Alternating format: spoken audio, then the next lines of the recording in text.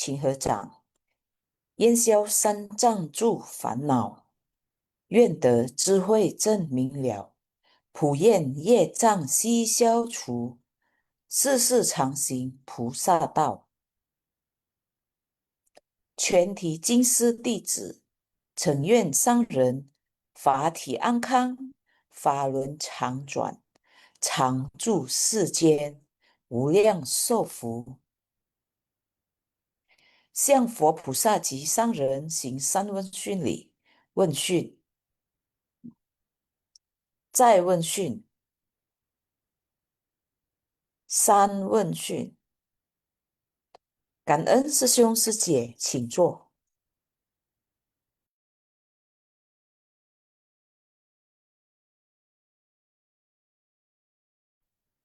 感恩上人开示，感恩Sylvia师姐，感恩tim Sing Fasya. Selamat pagi Sesung Sije.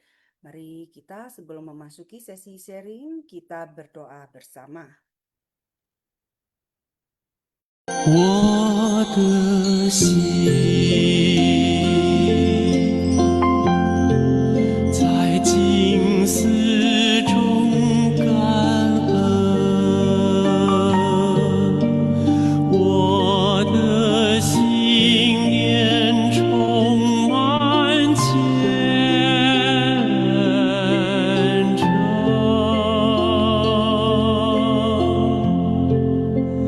大家一起来祈祷，从不同角落地点，祈求平安吉祥满人间。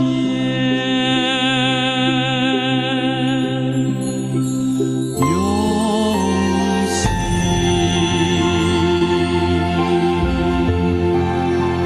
祈祷，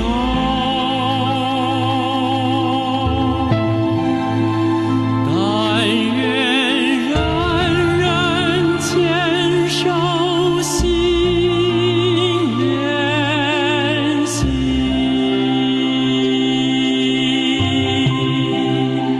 开启光明道爱，徜徉智慧福德，娑婆世界现光明。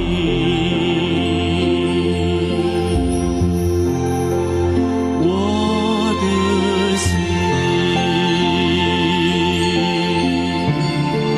在静思中感恩，我的心念上大诸佛心。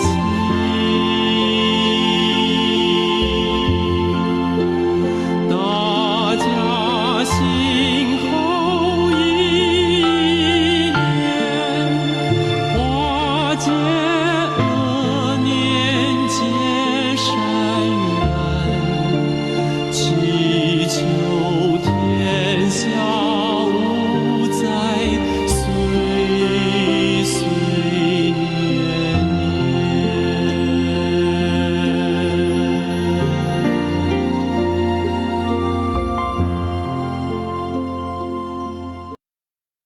Semoga hati manusia tersucikan, masyarakat harmonis, dunia bebas dari bencana.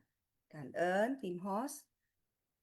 Baik, Sesiung Sejie, tadi kita sudah mendengar dua kisah ya dari ceramah master. Sekarang mari kita memasuki intisari ya yang telah disiapkan oleh tim intisari agar kita bisa semakin memahami apa yang disampaikan di dalam dua cerita tadi. Baik, intisari yang pertama, wanita yang mendalami Dharma, kisah wanita yang mendalami Dharma. Poin pertama,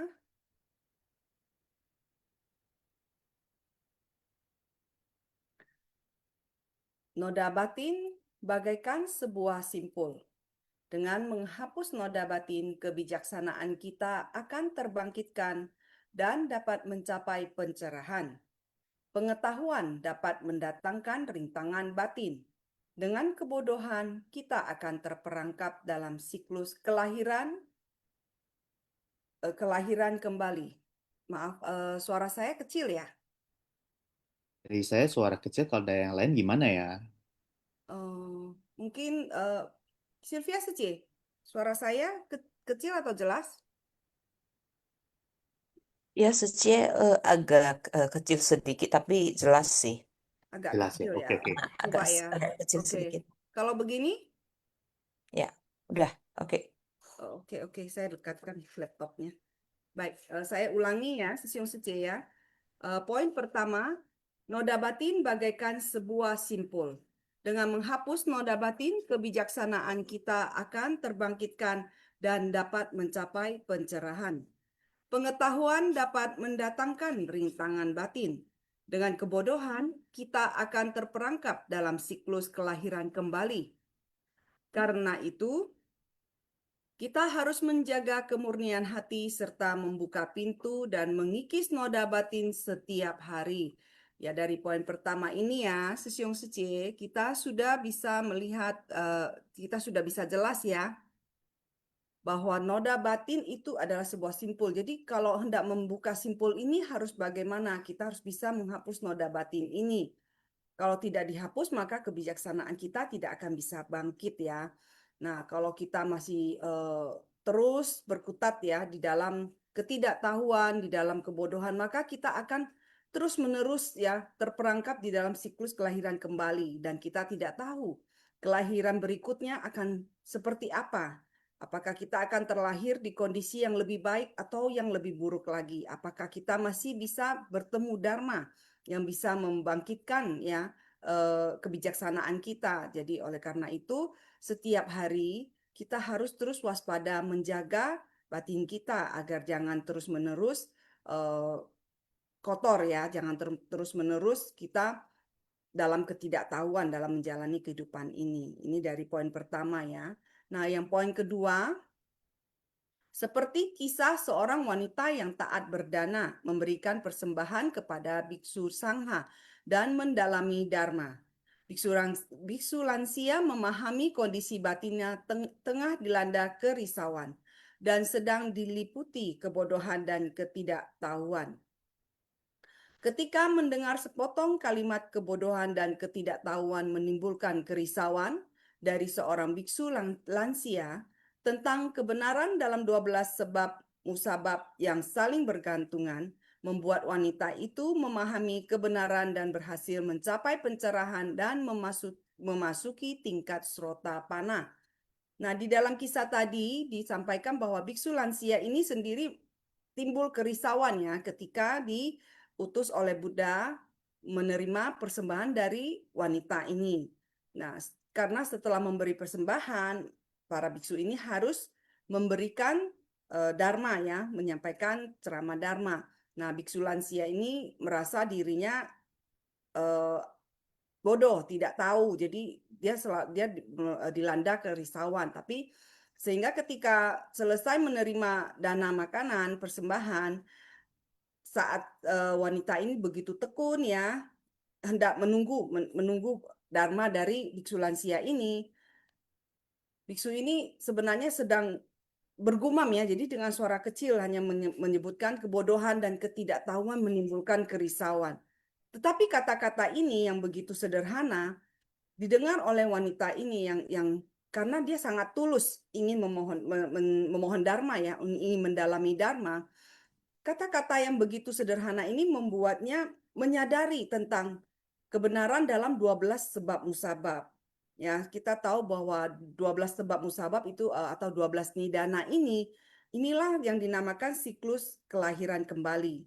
Jadi dari ketidaktahuan timbullah tindakan ya, kemudian 12 hal itu yang terus berkaitan yang menyebabkan kita kemudian terlahir kembali ya menjalani siklus ini. Nah, kata-kata yang sangat sederhana ini membuat wanita ini kemudian bisa mencapai pencerahan. dan memasuki tingkat kesucian Srotapana, ya. Jadi ketulusan dalam mendalami Dharma itu adalah satu membuat batin bersih ya ketika mendengar Dharma dengan penuh kemurnian batin, jadi bisa langsung menyerap dan mendapatkan pencerahan, dan juga karena mungkin ada jalinan jodoh ya. Jadi saat kita mendengarkan Dharma, saat kita mendengar pembicaraan orang juga, apabila kita berjodoh dengan orang ini, maka kata-katanya itu akan menjadi hal yang berguna bagi kita. Tetapi apabila kita tidak berjodoh, kata-kata sebaik apapun tidak akan memberi manfaat bagi kita, atau bahkan tidak akan bisa, bahkan kita tidak ingin mendengarnya. Ya, seperti itu dalam kehidupan sehari-hari ya. Nah, kita berjodoh dengan master, maka setiap kata-kata yang master sampaikan itu akan membawa satu pencerahan buat kita. Kita bisa langsung memahami ya. Nah, jadi oleh karena itu kita harus selalu menjaga kemurnian hati kita ya di dalam setiap saat mendengar Dharma. Oke, dalam setiap hari juga ya. Oke, kita lanjut ke poin ketiga. Seseorang mencurahkan isi hatinya. Orang lain yang mendengarnya mungkin bisa memperoleh manfaat. Kebijaksanaan yang telah terbangkitkan membuat orang bisa memahami kebenaran. Seperti biksu lansia sungguh sangat risau.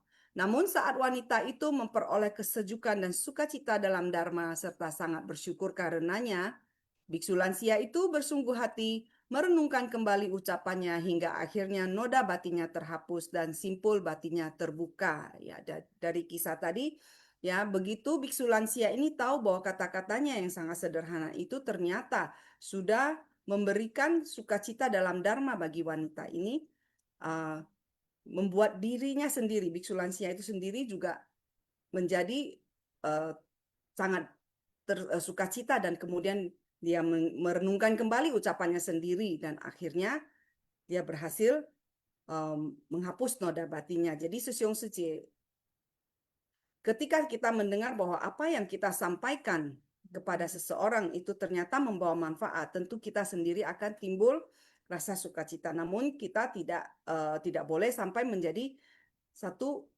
kemelekatan untuk meminta pengakuan dari orang lain ya, karena itu akan menimbulkan satu noda batin, dan juga tentunya kita tidak boleh menjadi timbul kesombongan ya, tetapi kita harus menjadikannya sebagai satu motivasi untuk kita semakin giat belajar lagi, semakin giat dan semakin giat untuk belajar memperbaiki diri sendiri.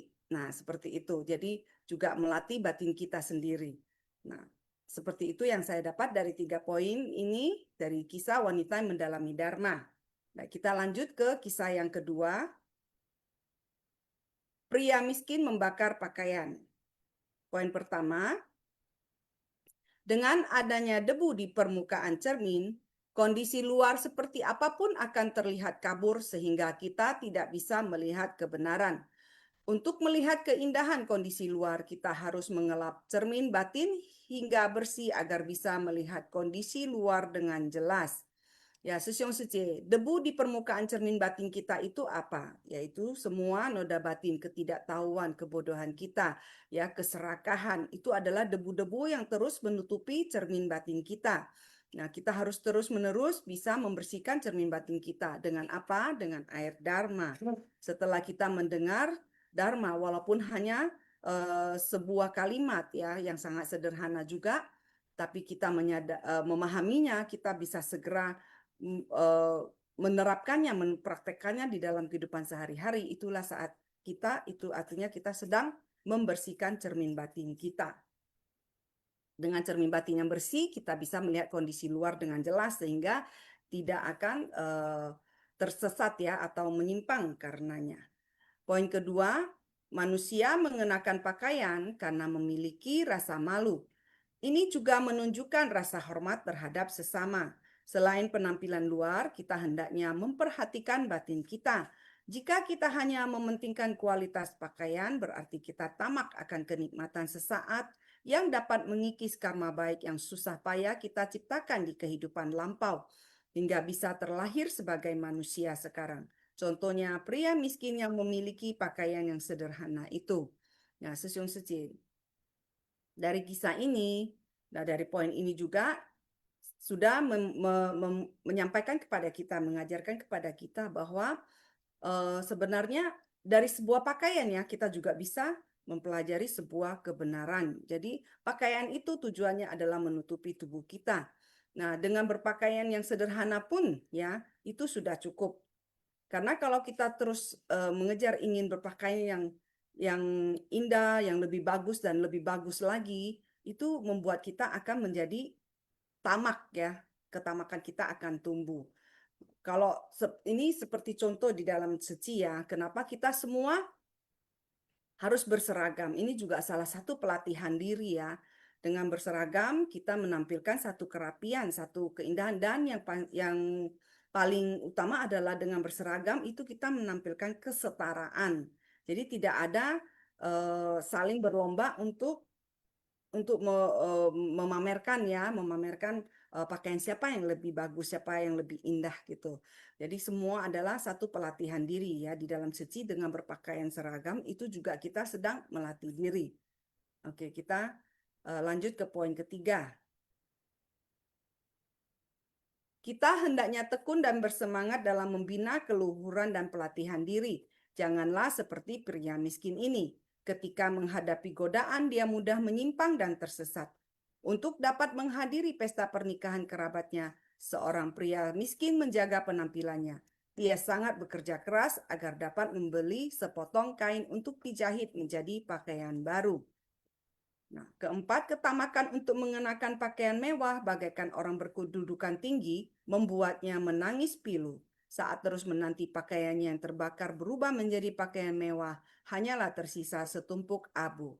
Jadi karena ketamakannya akhirnya apa yang diperolehnya dengan susah payah akhirnya menjadi hilang, menjadi abu ya. Jadi nah, Sesiung Seci inilah mengapa batin kita, kisah ini sebenarnya mengingatkan kita, batin kita ini harus kita jaga baik-baik agar kita bisa membedakan baik dan yang benar dan yang salah ya, yang baik dan yang buruk itu. Jadi tidak seperti dalam cerita ini ya, karena ketamakan untuk bisa pakai baju yang lebih mewah lagi sehingga dia malah akhirnya kehilangan apa yang sudah didapatkannya dengan susah payah. Nah, di Seci kita memakai seragam itu sebenarnya seragam ini juga adalah untuk membantu kita ya, melindungi diri kita karena apa? Dengan berseragam kita ada kesepakatan ya bahwa kita tidak boleh makan makanan yang bukan vegetarian, kita tidak boleh merokok, tidak boleh minum minuman yang beralkohol, bahkan kita harus menjaga perilaku kita, ya menjaga kata-kata kita seperti itu. Nah, jadi sebenarnya seragam kita di Seci ini juga adalah sebuah benteng ya yang melindungi diri kita dari menciptakan lagi karma buruk ya. Jadi dari sebuah pakaian juga kita bisa membina diri. Nah, ini kemudian dalam kehidupan sehari-hari kita juga dalam segala hal ya kita harus lebih sederhana. Jadi tidak demi mengejar kenikmatan duniawi kita melakukan hal-hal yang tidak bermanfaat, hal-hal yang menyimpang ya, hal-hal yang kemudian akhirnya membuat kita menjadi mengalami kerugian sendiri. Nah, di dalam kisah ini tadi juga Master ada mengatakan ya, mengingatkan kembali bahwa sulit untuk bisa terlahir sebagai manusia. Nah, kalau kita bisa terlahir sebagai manusia, ini artinya di kehidupan lampau kita ada menanam benih yang baik ya. Kita sudah ada melakukan hal-hal baik yang membuat kita bisa terlahir kembali sebagai manusia. Oleh karena itu, kita harus menghargai tubuh jasmani kita ini karena jasmani kita ini adalah alat pelatihan diri ya. Sebenarnya adalah alat pelatihan diri, media pelatihan diri. Jadi haruslah digunakan baik-baik. Jangan sampai kita menjadikan tubuh kita ini, jasmani kita ini menjadi sesuatu yang membuat kita malah semakin menyimpang ya. Oke, seperti itu poin yang sudah disampaikan, apa yang bisa kita dapatkan dari dua kisah ini. Kangen kepada tim Intisari ya. Kemudian juga kangen kepada host yang setiap hari dengan setia ya terus mendampingi kita. Baik, sesiung selanjutnya kita boleh memasuki sesi sharing ya. Sekarang kita bisa memasuki sesi sharing. Nah, apakah ada sesiung yang mau sharing terlebih dahulu? Oke. Jangka Wijaya Sesiung. Silakan Sesiung. Pagi, Secie. Di Oke, mungkin ya di pagi ini mungkin saya izin sharing sesuatu hal yang cukup menarik ya. Sebenarnya saya mau share my experience ya, pengalaman pribadi saya, di mana pengalaman ini saya hanya minta satu. Saya akan share secara apa adanya, dan ini adalah pengalaman yang tidak baik dan tidak untuk ditiru. Dan saya berharap sejong secemen yang mendengarkan my experience, jangan ditiru ya, jangan ditiru ya, itu ya. Dan cerita saya ini bakal sedikit kurang enak untuk didengar,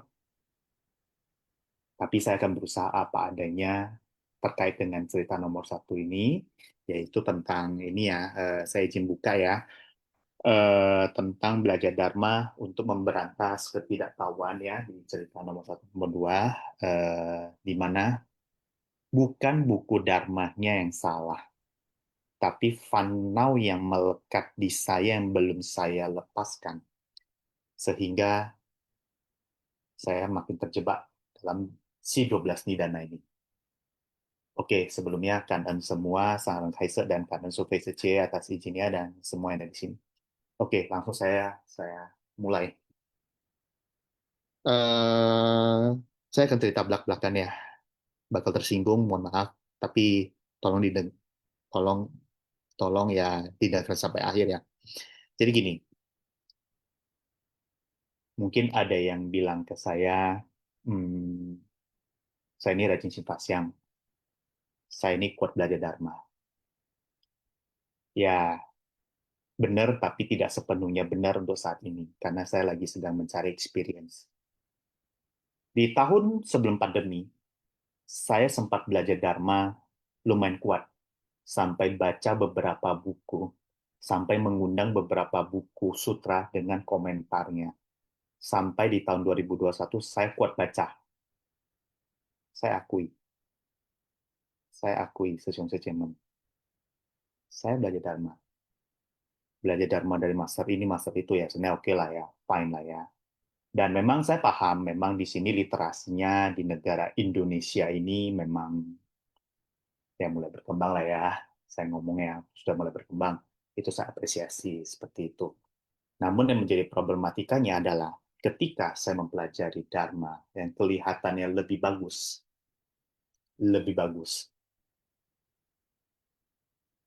itu muncul satu kesombongan di dalam diri saya. Halah, vihara ini kurang. Halah, Bante ini kurang. Ditambah lagi, saya bertemu dengan satu almarhum mitra bajik yang menjebloskan saya ke Seci.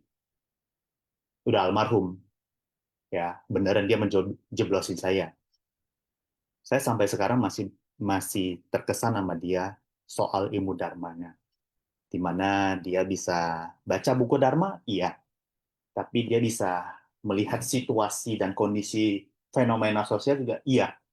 Dia bisa analisis, sintesis, evaluasi, dan mempresentasikannya. Waduh, luar biasa. Basicnya juga karma juga. Basicnya juga karma juga. Gua belajar dari dia juga. Tapi beliau sudah almarhum. Saya belajar banyak dari dia salah satunya. Dan itu saya sempat pelajari terus-menerus sebelum pandemi di tahun 2019. Ya, belajar gituan salah nggak? Ya, nggak salah. Tapi yang menjadi problem adalah saya meremehkan relawan lain. Termasuk juga Mas Momen Tersangren. Mohon maaf, saya ada cangkli ya. Saya belajar Dharma ini, Dharma itu, saya merasa ada kesombongan, malahan merendahkan Momen Tersangren. yang dikarenakan ajarannya ya memang saya akui ya sangat simple dan bermasyarakat. Pemikiran itu saya bawa sebelum saya Sultan. Ya, tapi sekarang ya saya udah tahu diri, saya sudah mulai canhui ya, udah canhui. Dan malahan saya sekarang sudah respect beliau. Respect beliaunya bagaimana? Saya baru berusaha memahami Sang Ren, kok kenapa beliau ya, salah satu karya beliau itu ya kata perenungan ya, yang kelihatannya simple, yang kelihatannya sangat basic, walaupun seperti anak anak sekolah dasar ya, sorry. Ya sangat basic lah, super basic ya. Dharmanya sangat basic. Tapi kena, saya pahami, kok beliau kok tidak mau ngomongin abidama sih, seperti itu kira-kira. Akhirnya saya coba memahami. Ya, audiensnya siapa? Muridnya itu siapa? Saya ngomong secara global ya. Ya, muridnya ada yang mantan penjudi, mantan warga binaan, tanda kutip, narapidana, mantan mafia, Godfather, kan ada kan pernah sharing di training kan Godfather from Malaysia, ya, dan juga mantan-mantan yang punya catatan yang kurang baik ya. Beliau mau menjangkau ke situ. Akhirnya saya pun berpikir juga, kalau misalkan saya jadi beliau, saya bawain ilmu abidama ke mereka golongan kayak gitu, kemungkinan besar ya menurut saya akan terjadi roaming, dharmanya nggak masuk. Makanya beliau istilahnya kalau mau dibilang mensintesis atau bagaimana ya saya cari kata apa ya, membuat satu karya lah ya, kreativitas skillful beliau, beliau yaitu melalui kata perenungan yang diedarin sehari-hari, baca, suatu saat mereka merenungkan, suatu saat mereka sadar, suatu saat apa. Dari situlah saya jadi sadar kenapa beliau memilih untuk yang simpel-simpel saja, yang bisa dipakai sehari-hari, yang penting pelan-pelan itu berubah. Akhirnya ya, I respect her. Now I respect her now. Karena itu.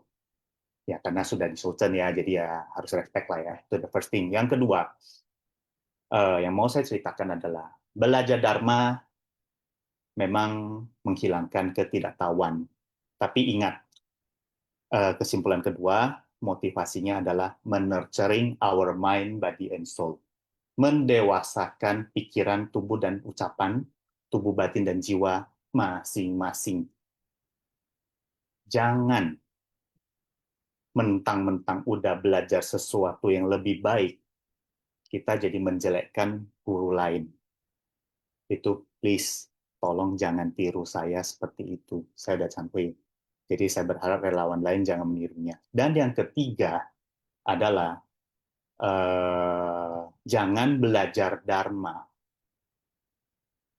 malahan menjadi sok-sokan menjadi asisten Giamloong atau asisten malaikat penilai dosa dan pahala orang.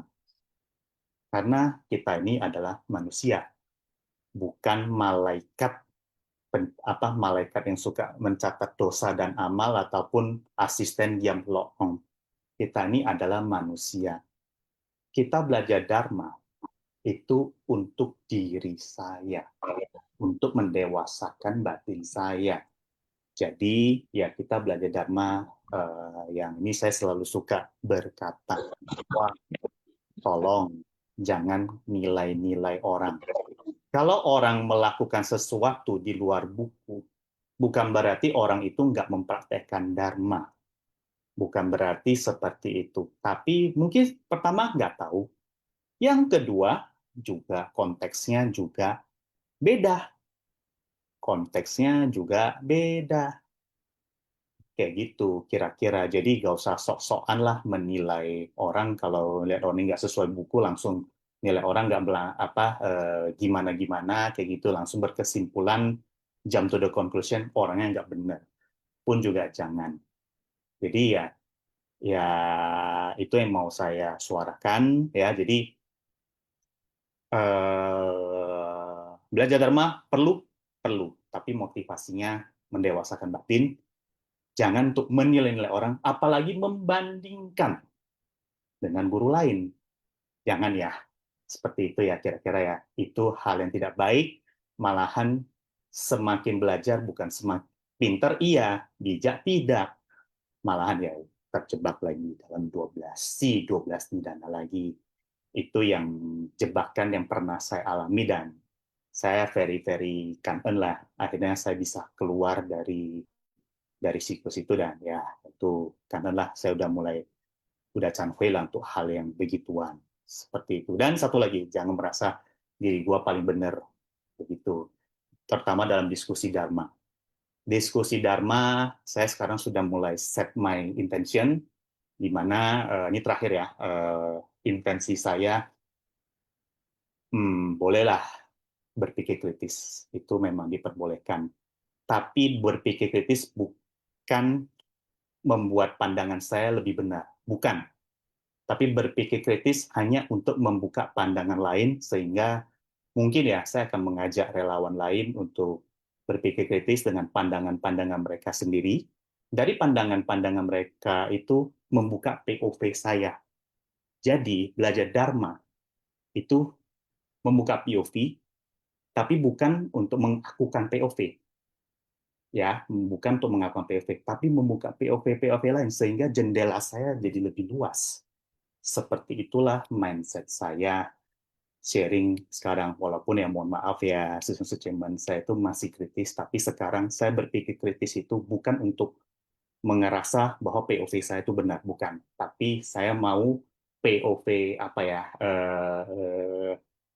membuka POV buat orang-orang. Kalau orang punya POV lain, ya monggo di-sharingkan. So that's why saya selalu berusaha ngomong, kalau misalkan ada pandangan lain atau ada pengalaman lain, mohon bantuannya dilengkapi. Karena ini adalah POV saya.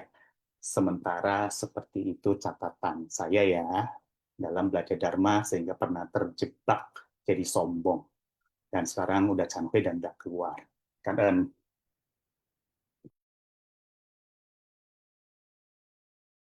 Baik, Kan Jangka Sesiung atas sharingnya ya tentang proses pendewasaan diri Jangka Sesiung sendiri ya. Jadi kita juga ya berharap juga eh, kita semua juga bisa belajar sesuatu ya dari apa yang tadi Sesiung sharingkan ya. Setiap orang pasti melalui satu proses ya untuk pendewasaan diri kita sendiri ya, untuk membersihkan batin kita sendiri.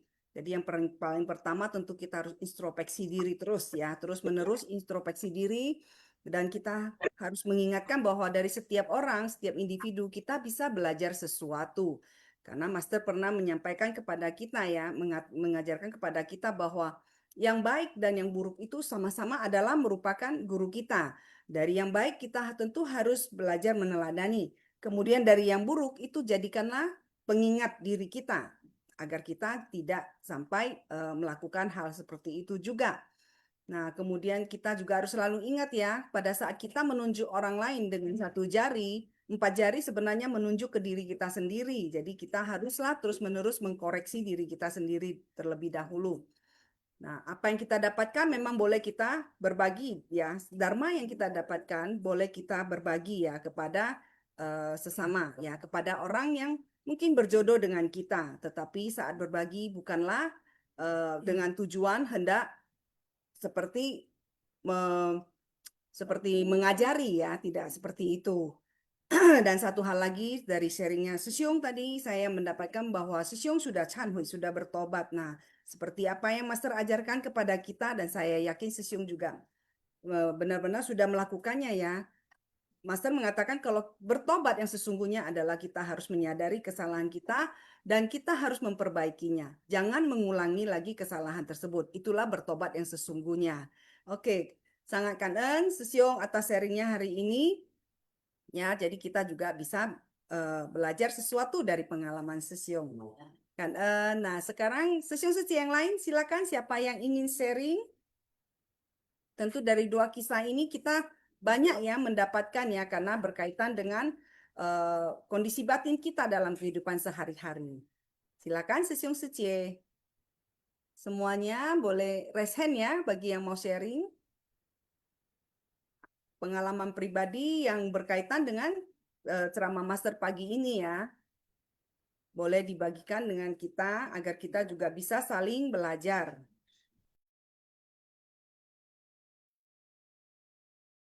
Mulyadi Sesyong. Oh, Kanan Sesyong, silakan Sesyong. Kanan Supaya Selamat pagi, Loh, suara 可能上可能上了开始，呃，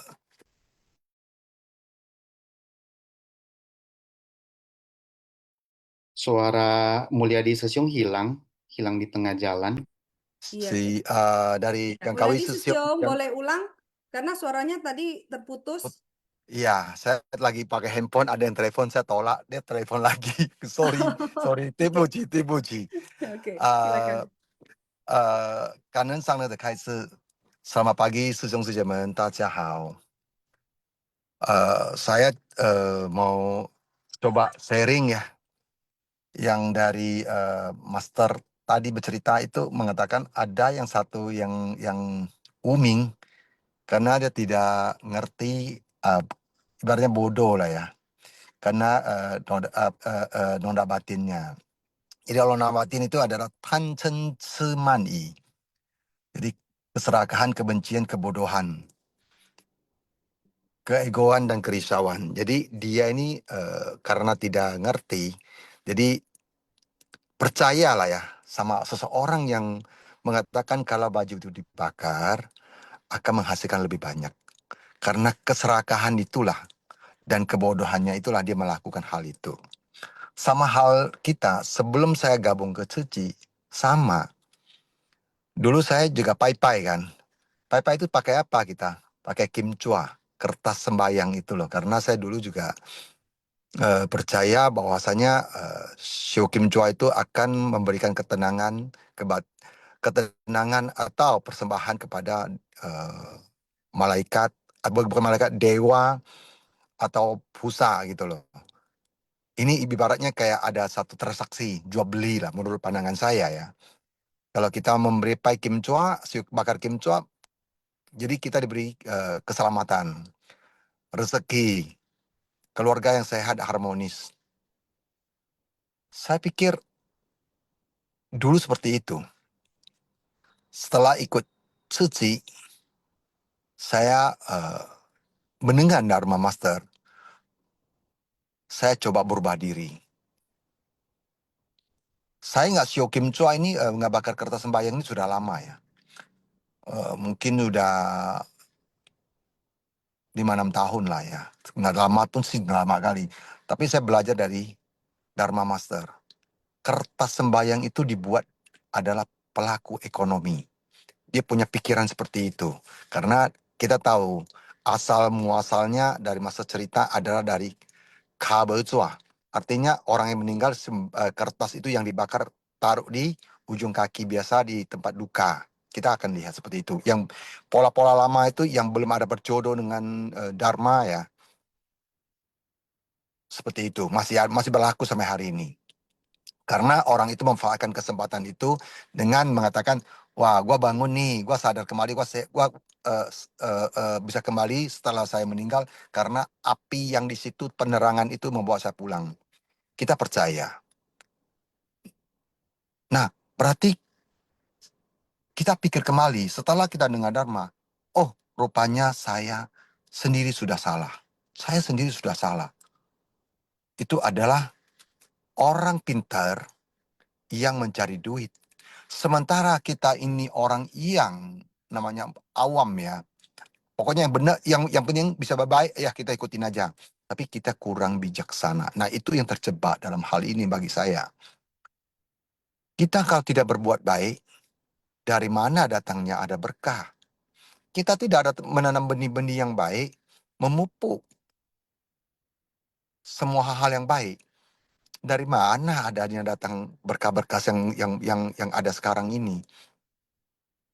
Jadi kita tadi Master ada bilang, Jin Sen Nan De, Jin Yi De, Fo Fa Nan Nun, Jin Yi Wen. Sulit terlahir sebagai manusia, ibaratnya kayak seekor kura-kura di tengah laut. Kepalanya ada satu papan, ada lubang, kepalanya pas keluar dari sana. Ibaratnya di tengah lautan. Itu gampang nggak? Tidak gampang. Kita terlahir manusia tidak gampang. Dan sekarang kondisi ini, Dharma kita dapat loh. Di depan kita loh. Setiap hari kita bisa dengar Sun Fa Xiang atau Lentera Kehidupan. Itu banyak dari master yang sudah metode terampil yang beliau lakukan untuk kita semua. Kita dengar, kita renungkan, dan kita jalankan. Pelan-pelan berubah. Suatu saat kita pasti bisa. Dengan bakar kertasnya tadi itu, saya coba kurang. Sampai terakhir sekarang nggak ada. Toh rezeki, keluarga, keharmonisan semua keluarga saya. Pengaruh nggak? Enggak. Dengan arti saya nggak bakar kertas loh. Saya juga bagus-bagus saja, baik-baik, malah lebih baik. Karena apa? Jalan di Cici itu adalah jalan bodhisattva. Nah, saya berubah diri untuk membantu orang, berpikir orang. Toh yang dapat saya apa? Saya bilang, saya lebih bersyukur. Cenku Cifu mah, kita melihat penderitaan. Kita bisa, kondisi sekarang ini membuat saya lebih bersyukur. Lebih harmonis, lebih menghargai dari keluarga saya sendiri. Dari istri dan anak kita lebih menghargai. Kalau kita cuma di rumah tiap hari marah-marah, kira-kira apa yang terjadi? Semua akan tidak harmonis. Karena siapa? Lu berapa kimchi yang lu bakar pun nggak ada guna. Nggak ada guna. Karena apa? Kita ego. Nah, maka dalam kehidupan ini, kita sudah ada, kita genggam. Masa sudah sediakan jalan, bodhisattva ini kita cuma ikutin. Kayak orang-orang bodoh aja lah kita ikut. Tapi ternyata kita ini orang bijaksana. Bukan bodoh, bijaksana sebenarnya. Lu terlalu memikirkan seperti tadi Susyong Jakawi yang sebut. Awalnya dia tidak paham. Dia merasa paling hebat, ego. Tapi setelah mendalami dharmanya master, dia malah menyadarkan diri. Metode terampil yang digunakan master sangat-sangat luar biasa. Sangat-sangat luar biasa. Makanya kesempatan sekarang kita lahir di Indonesia, kesempatan ini genggam baik-baik. Cici sudah ijazi, sudah 60 tahun. Kenapa Cici sampai hari ini masih begitu kokoh, begitu berkembang, begitu bagusnya? Karena di Cici, Master mengajarkan adanya cinta kasih, ai. Di dunia tidak ada yang saya tidak cintai. Di dunia tidak ada yang tidak saya maafkan. Master loh, dia punya cepe yang begitu luas sebagai lautan. Kita sebagai muridnya, kita mesti genggam kesempatan ini. Guru tidak bisa memilih kita sebagai muridnya.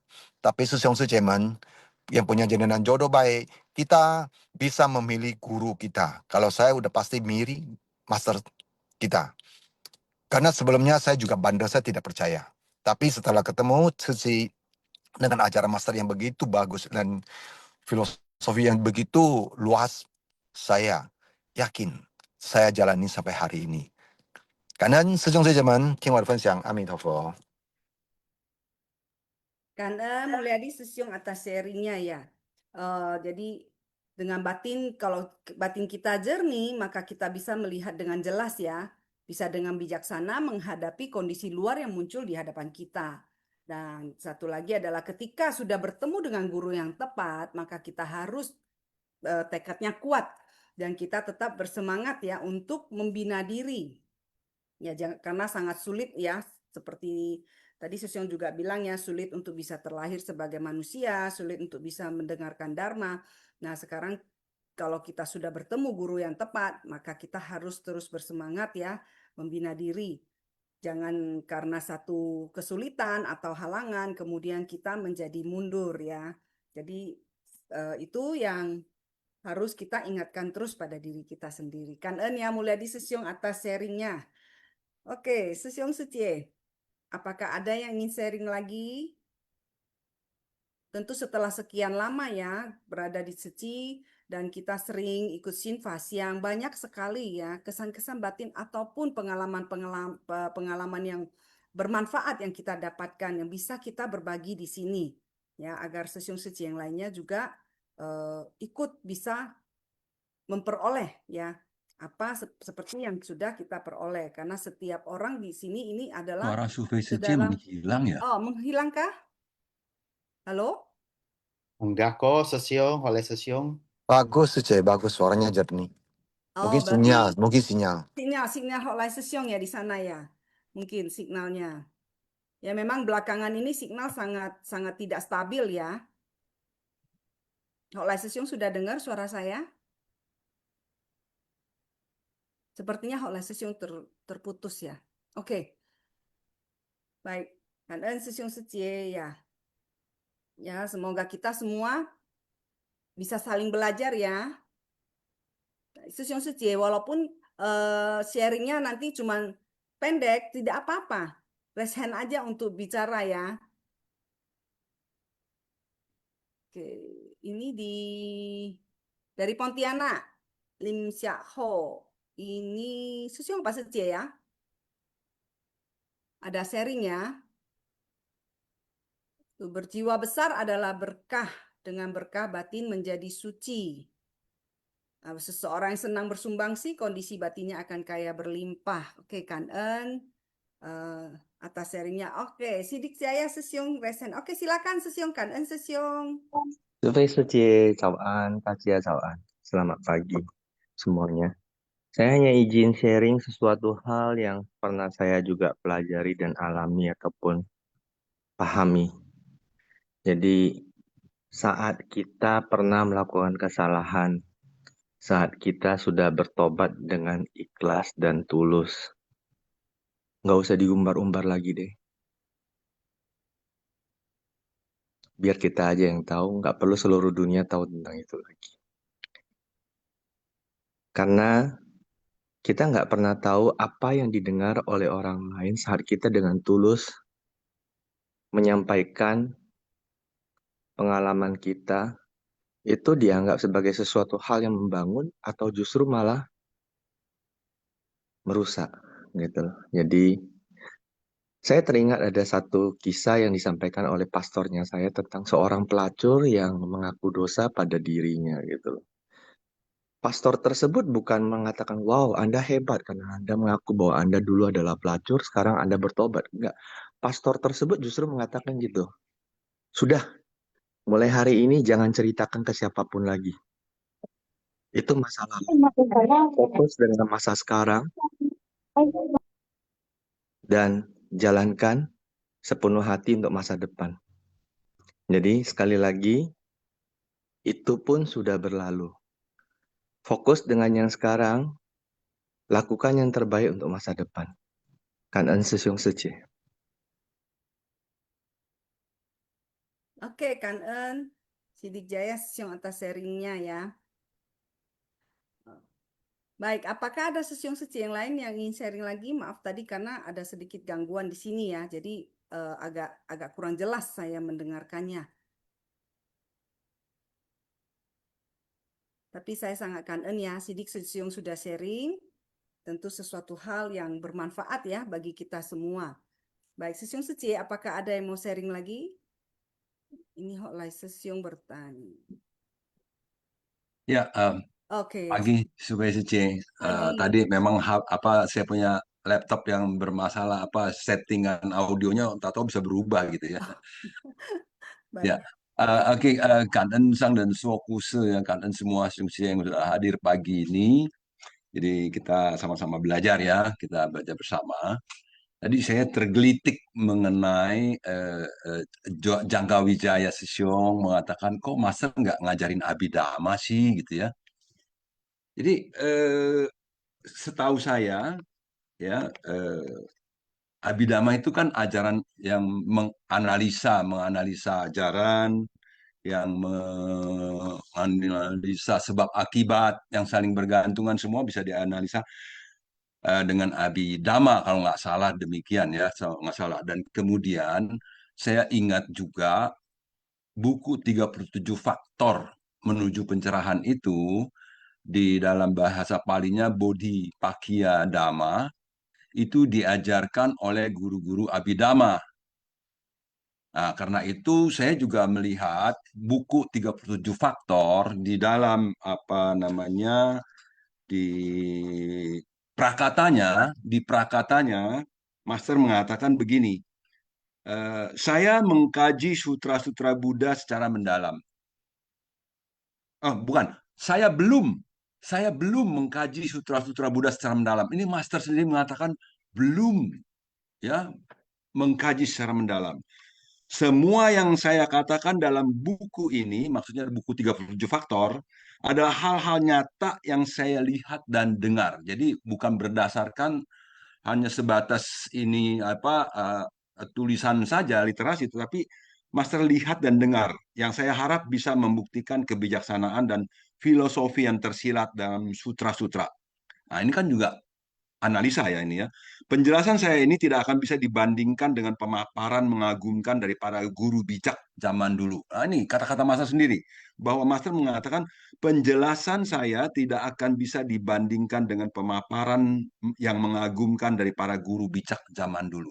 Jadi Master itu sangat hansensi ya, low profile ini ya, merendah. Penjelasan saya tidak akan di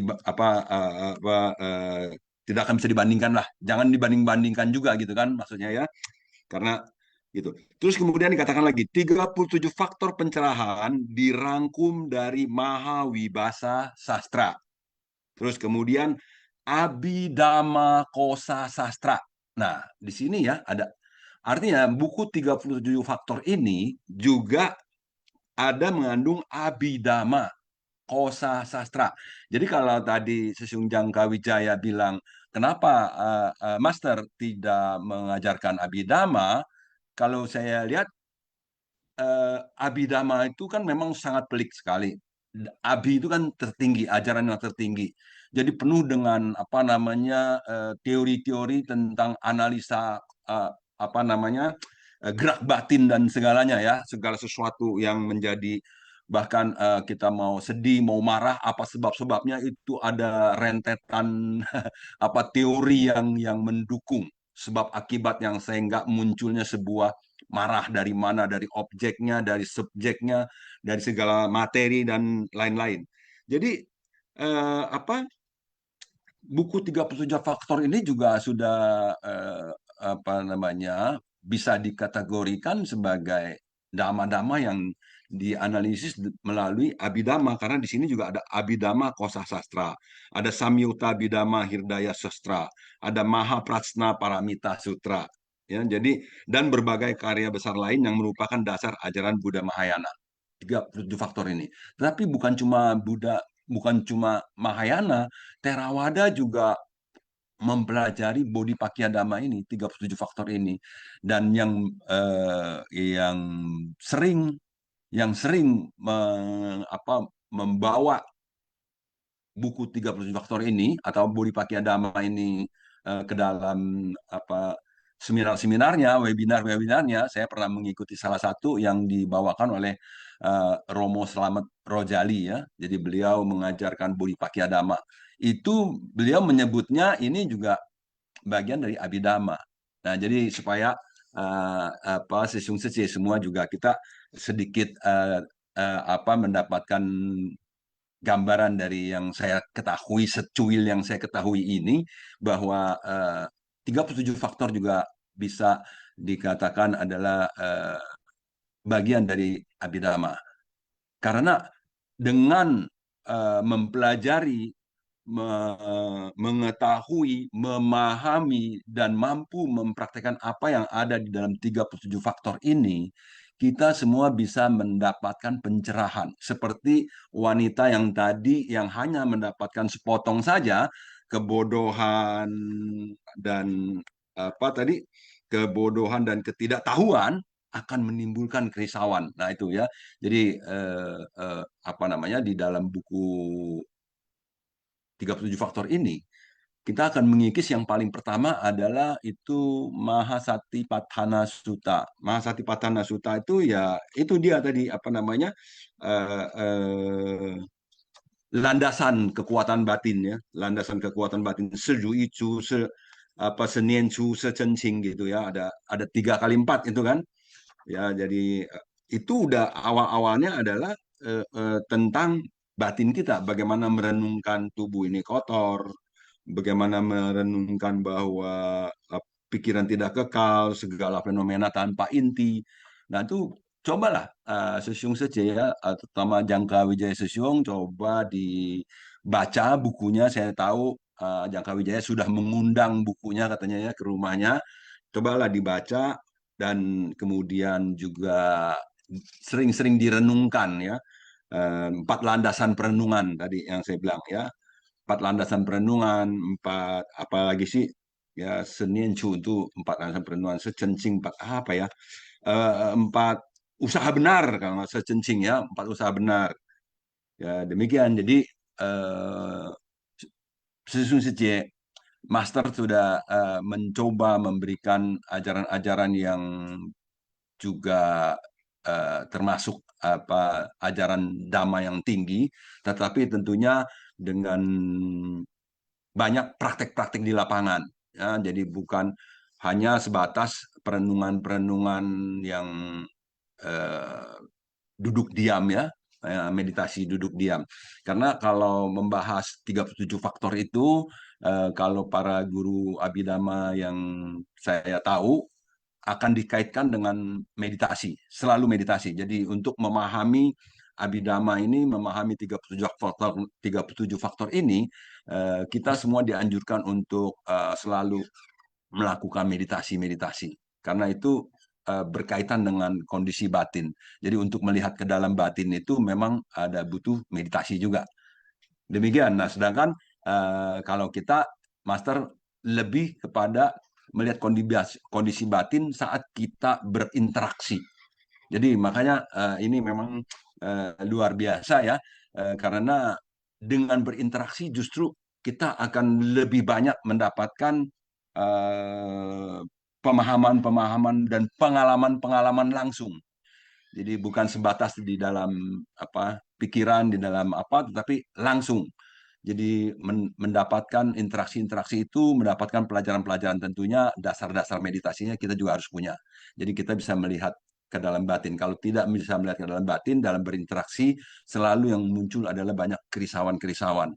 Ya, karena kita masih diliputi apa tadi, kebodohan dan ketidaktahuan. Ya, sehingga menjadi risau.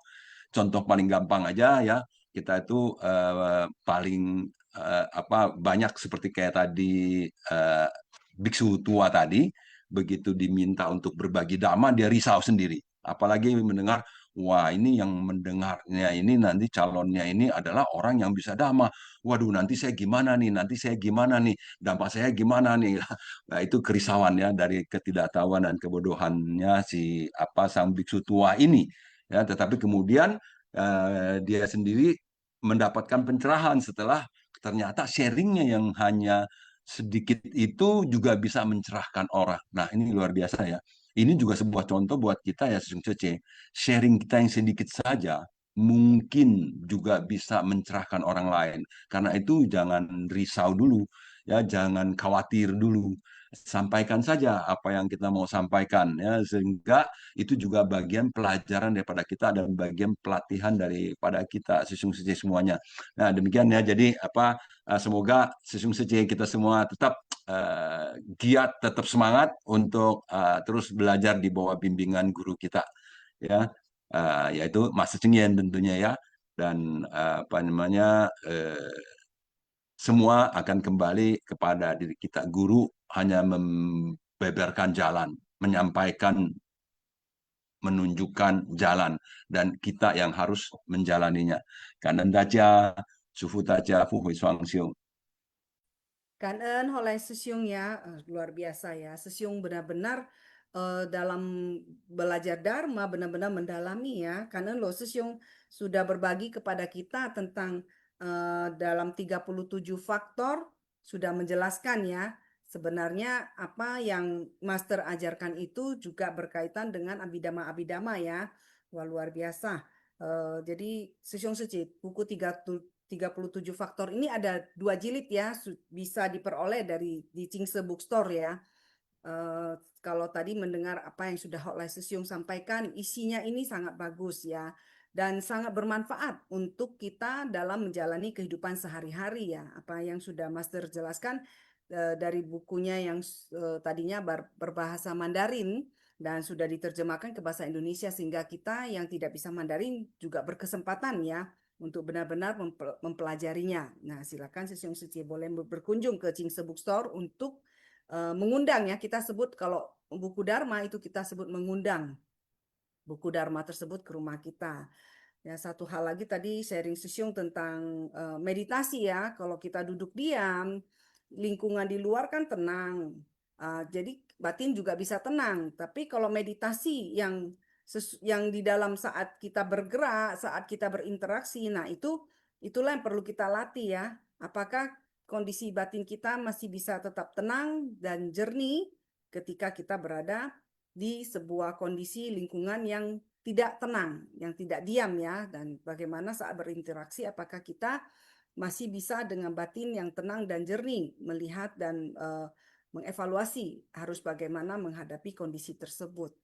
Oke, Kan-en, jadi benar ya kata Hok Lai Sisyong tadi, Master mengajarkan kita ya untuk dalam praktek ya, dalam praktek lebih banyak dalam praktek ya daripada hanya mungkin beda ya aja. Itu setiap guru memiliki cara pengajarannya yang berbeda. Nah, jadi tinggal kita sendiri berjodoh dengan guru mana, kita sendiri memilih guru ya, seperti tadi Sisyong juga udah kembali sampaikan bahwa guru tidak bisa memilih murid ya. Master mengatakan bahwa beliau tidak bisa memilih murid, tapi sebagai murid kita bisa memilih guru. Nah, saat ini kita sudah mendapatkan guru yang tepat, jadi baik-baiklah kita membina diri. Kan-en sekali lagi Hok Lai Sisyong, Sisyong juga boleh nih berbagi dalam bedah buku ya dengan kita ya, khusus buku 37 faktor nih.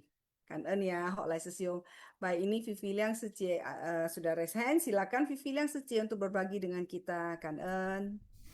感恩上人开始，感恩师兄师姐，感恩苏菲师姐。Dalam cerita Master Cheng Yin bercerita, yaitu kita dengan menghapus noda batin, kita menjaga kemurnian batin. Dalam sanubari teduh, membangkitkan niat baik demi membersihkan noda batin. Kita menyadari noda batin itu adalah penjerat dalam lingkaran samsara. Tetapi dengan kita memperbaiki diri, melenyapkan noda batin agar pikiran menjadi murni. Kita ada niat untuk memperbaiki diri dengan tidak melekat pada agama. Ini juga merupakan rintangan besar dalam praktek Dharma. Beragama itu saling menghormati dan berkeyakinan benar. Noda batin itu kita akan mengalami penderitaan yang tak terkira. Inilah belenggu terbesar bagi batin manusia. Kita berpegang pada Dharma. Kita menggenggam pikiran bajik yang mendukung kita mempraktekkan kebajikan. Pada hakikatnya, kita memiliki pikiran bajik. Dan dalam berinteraksi dengan orang lain dan juga masalah, ini mempengaruhi kita. Karena kebiasaan buruk itu tertutup kegelapan batin. Dan kegelapan batin ini menghalangi pikiran bajik yang terwujud ke dalam tindakan.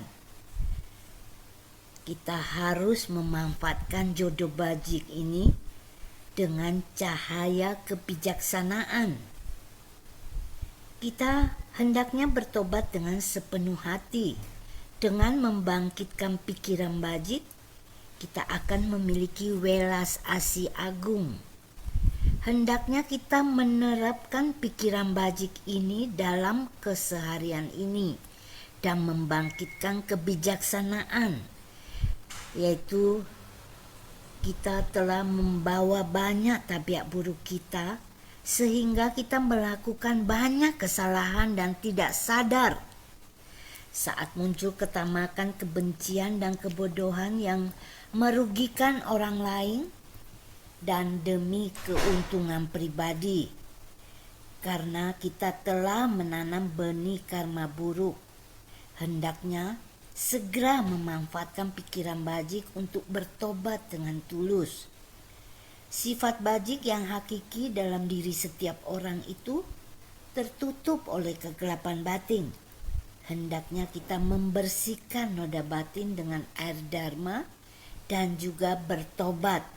Cảm ơn sư兄sư姐. Kangen Vivi Liang Seci atas sharingnya ya, sudah berbagi dengan kita apa yang Seci dapatkan dari dua cerita ini. Kangen sekali lagi Vivi Liang Seci. Suryanto Sesiong, silakan Sesiong, Kangen Sesiong. Ya, kangen ya Sobat Sece. Ya, selamat pagi ya Sesiong Sece semua. Sebelumnya kangen Sanjen Sokuse ya. Ya, sebenarnya hari ini cerita Master nih juga mengingatkan saya ada satu cerita ya. Ceritanya begini, ada satu zaman di mana Konfusius dia punya punya murid-murid ya. Jadi mereka kan ada kebun ya. Jadi di sana satu ekor sapi peliharaannya tuh ke kebun sebelah makan rumputnya. Jadi ceritanya yang punya kebun sebelah itu menahan sapinya untuk tidak dikembalikan. Jadi ini mereka laporkan ke Konfusius. Jadi Konfusius waktu itu meminta murid utamanya untuk mengambil kembali sapinya. Ternyata sampai di sana ceritanya murid utama ini dharmanya sudah sangat tinggi. Nah, dia babarkan di sana dengan apa yang dia pahami, apa yang dia bisa sampaikan dharma itu ternyata tidak menggugah hati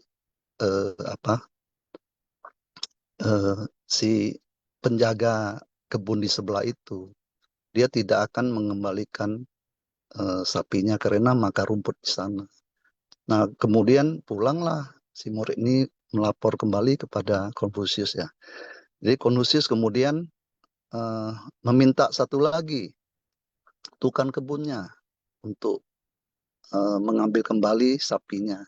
Jadi tukang kebun ini cuman bawa satu tali pengikat sapi itu untuk meminta ke sana gitu. Jadi hasilnya apa Sesungguhnya? Cuman yang penjaga kebun Konfusius ini ke sana dia cuma bilang, "Wahai Kisana, kita adalah tetangga. Tidak tertutup kemungkinan sapi Anda pun bisa ke tempat saya untuk melakukan hal yang sama.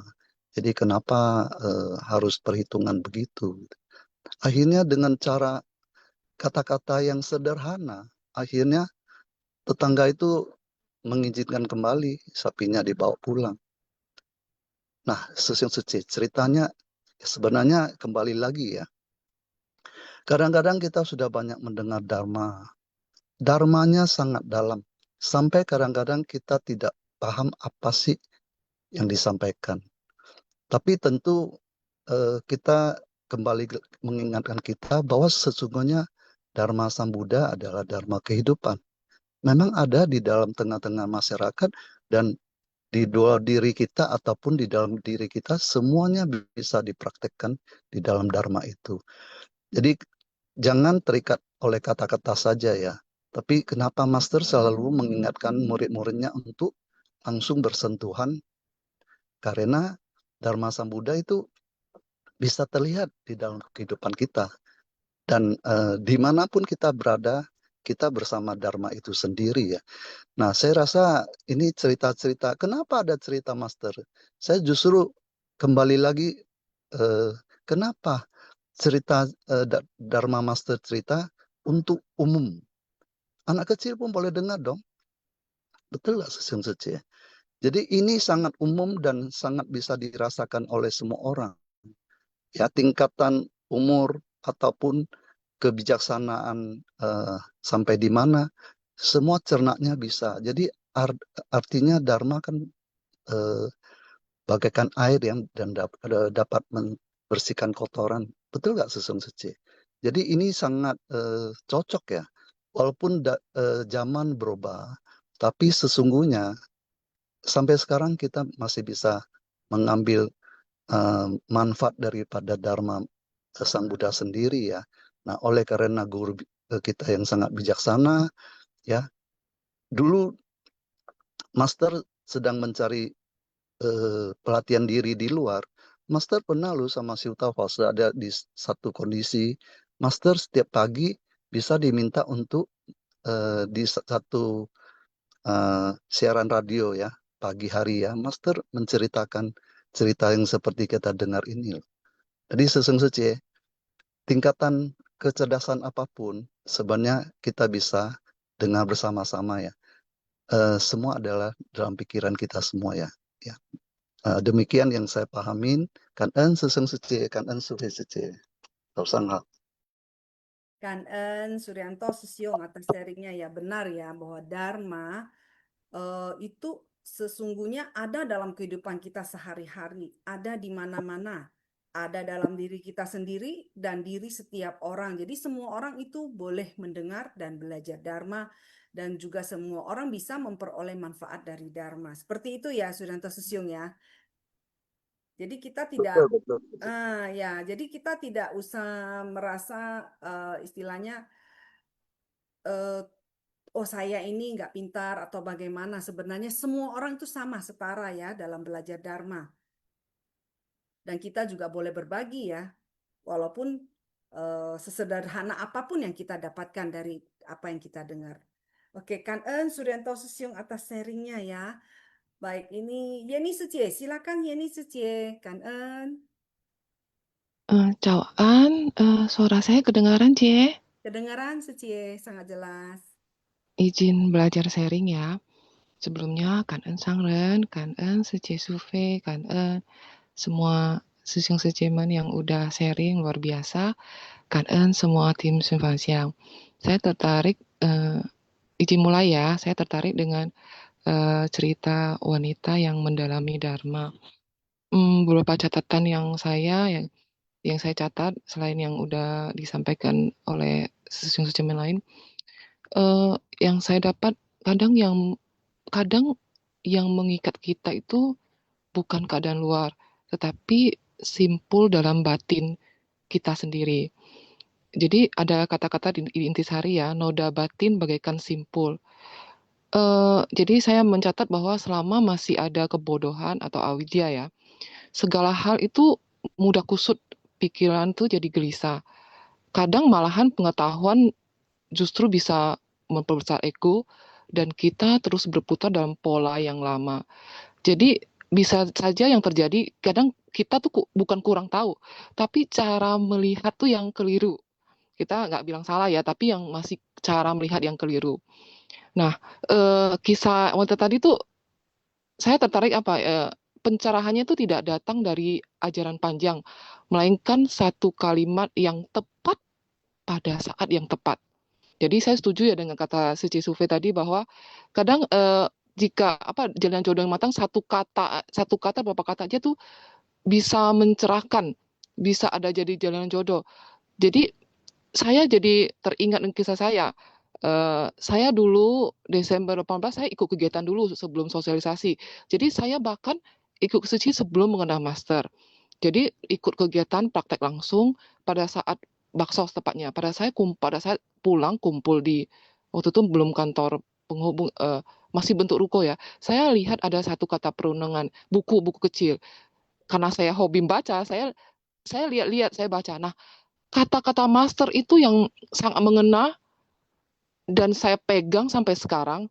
Itu yang adalah ada dua hal yang tidak bisa ditunda, ya kan, melakukan berbakti pada orang tua dan melakukan kebajikan, dan kata bahwa kita tidak tahu apakah hari esok yang akan datang atau ketidakkekalan yang akan datang.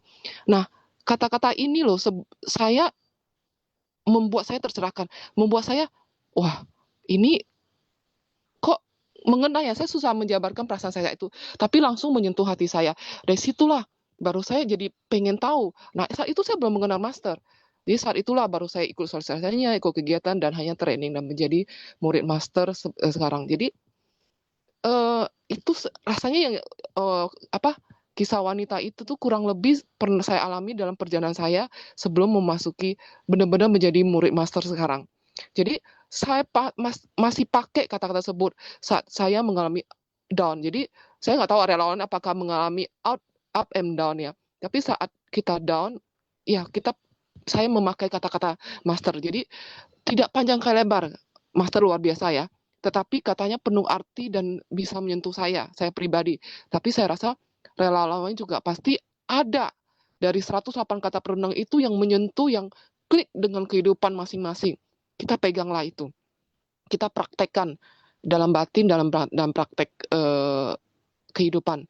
Jadi satu kalimat yang tepat pada saat yang tepat, jalinan jodoh mateng. Nah, dari sini saya juga menangkap bahwa kebodohan dan ketidaktahuan tuh menimbulkan kerisauan dari yang biku tadi ya kan. Nah, kadang kita belajar bahwa dharma itu tidak harus selalu rumit. Yang penting ada kesesuaian kondisi batin, jodoh, dan kondisi kita. Dan batin kita siap nggak menerima. Kalau batin kita menyiapkan, kita tidak menolak, dan kita belajar menyiapkan, kadang satu kalimat bisa menembus langsung. Nah, dari intisari ini saya juga melihat ya, koreksi kalau saya salah, seorang biksu, ibaratnya yang ya tentunya kita tahu biksu ya tentunya sudah belajar lebih banyak daripada umat awam dan sudah lansia lah ibaratnya. Biksu lansia aja sendiri juga belajar. Awalnya ia gelisah, tapi melihat orang lain tercerahkan oleh ucapannya, ia kembali merenung kan. Dan akhirnya simpul batinnya juga terbuka. Jadi saya menangkap ini, kita belajar itu pun sampai tua ya, sampai lansia pun tua. Dan memberi manfaat pada orang lain itu bukan satu arah. Dalam dharma itu yang memberi dan menerima itu sama-sama diproses. Jadi kita seperti lansia tadi, dia sebenarnya kan saat itu sedang memberi dharma tapi tanpa menyadari. Tapi dia juga belajar dari proses itu. Dan wanita itu menerima juga proses belajar. Jadi saat kita jangan hanya menambah pengetahuan, apalagi secara teori, tapi saya belajar untuk mengecek apakah batin saya sudah lebih ringan atau malah makin rumit ya, atau makin pusing gitu. Nah, setiap hari belajar membuka simpul kecil aja sih, mulai dari simpul kecil. Sadar pada saat ini kondisi batin kita apa. Ya kan, saya akui sebagai manusia tentu tidak lepas dari noda batin, tetapi sadarin itu lalu lepaskan. Kemudian tadi juga Suci Sufei menyampaikan, saya catat ya, benar-benar kadang mendengarkan orang lain tuh dengan tulus itu juga bagian dari praktik. Jadi kita belajar dari yang baik atau yang buruk, itu juga bagian dari praktek dharma. Saya juga mencatat bahwa satu momen kesadaran itu kadang bisa membuka simpul yang kita bawa bertahun-tahun. Ya belajar hasilnya, belajar sedikit demi sedikit. Saya juga bukan manusia yang sempurna, tapi dengan adanya Sun Faxiang, sharing dari sosial dari moderator, itu saya menambah kekayaan batin saya itu luar biasa ya, lebih berharga daripada harta. Itu menurut saya. Koreksi kalau saya salah. Kan atas waktunya. Yeni Suci. Ya, jadi benar ya, dari saling berbagi ini ya, kesan batin, pengalaman, kita sama-sama mendapatkan manfaatnya ya. Ya, semua orang memang memiliki jalinan jodohnya sendiri-sendiri. Tapi kalau jalinan jodoh kita sudah matang dan kita genggam dengan baik-baik, maka kita tentu akan memperoleh manfaat dari pelatihan diri. Nah, setiap orang dalam perjalanan hidup ataupun pelatihan diri ini pasti ada up and down-nya ya. Nah, justru kondisi up and down ini kalau datang itu bisa ada dua hal ya menurut saya ya, menurut pemahaman saya ya. Mungkin saja itu karma kita matang, karma jalinan jodoh buruk kita matang. Kemudian dan ini juga merupakan satu ujian bagi diri kita ya. Jadi seperti orang sekolah, kita sudah belajar.